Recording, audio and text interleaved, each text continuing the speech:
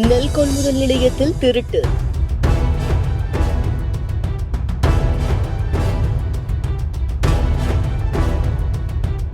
திருட்டில் சந்தேகம் இருப்பதாக விவசாயிகள் குற்றச்சாட்டு.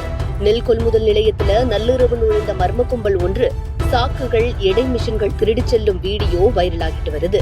சிவகங்கை மாவட்டம் மாடாமதுரை அருகே இருக்கிற பிசர்பட்டினம் பகுதியில் செயல்பட்டு வர்ற அரசு நெல் கொள்முதல் நிலையத்துல நள்ளிரவு மர்ம நபர்கள் உள்ளே புகுந்து சாக்குகள் மற்றும் எடை மிஷின்களை தூக்கிச் செல்லும் காட்சி சமூக வலைதளங்கள்ல வைரலாகி பரபரப்பை ஏற்படுத்தியிருக்கு.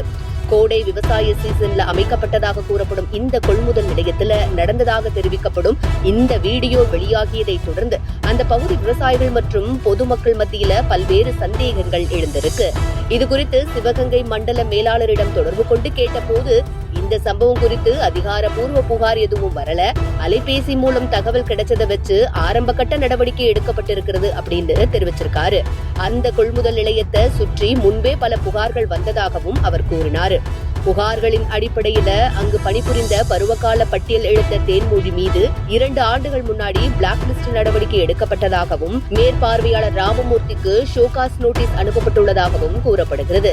பொதுமக்கள் பகுதியில் உள்ள சிசிடிவி காட்சிகள் இணையத்தில் பதிவேற்றம் செய்யப்பட்டதால் தான் இத்தகைய சம்பவங்கள் வெளிச்சத்திற்கு வருவதாகவும் கூறப்படுகிறது. வீடியோ வெளியாகிய பிறகும் எந்த தெளிவான நடவடிக்கையும் எடுக்கப்படவில்லை என்ற குற்றச்சாட்டும் எழுந்துள்ளது. இதேபோல் வியாபாரிகளிடமும் விதிமுறைகளை மீறி நெல் வாங்கப்படுவதாக குற்றச்சாட்டுகள் எழுந்துள்ளதால் இந்த சம்பவம் குறித்து முழுமையான விசாரணை நடத்த வேண்டும் என்ற கோரிக்கையும் வலுத்திருக்கிறது. வைரலாகி வரும் இந்த வீடியோ உண்மையில் அதே கொள்முதல் நிலையத்தில் எடுக்கப்பட்டதா, இது திருட்டு சம்பவமா அல்லது திட்டமிட்ட முறைகேடா என்பதை அதிகாரிகள் தீவிரமா விசாரிச்சு உரிய நடவடிக்கை எடுக்கணும் அப்படிங்கிறது விவசாயிகளுடைய எதிர்பார்ப்பா இருக்கு.